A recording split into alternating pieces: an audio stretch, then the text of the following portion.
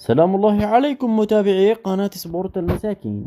موعد وتوقيت مباراة نادي ريال مدريد ضد نظيره نادي برشلونة في المباراة الودية التي تجمع الأندية ضمن الاستعداد للموسم الجديد. التوقيت والقنوات الناقلة والمعلق وجميع تفاصيل المباراة. قبل أن ندخل في أي تفاصيل لا تنسى عزيزي المشاهد أو من فضلك الضغط على زر اللايك والاشتراك في القناة. وهيا بنا لنبدأ.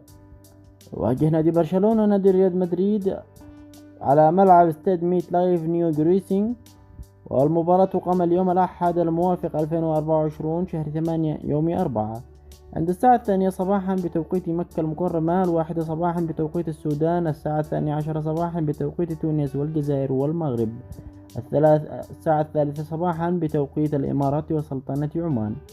اللقاء منقول عبر قناة الكويت الرياضية وبصوت المعلق عبد الله الحربي.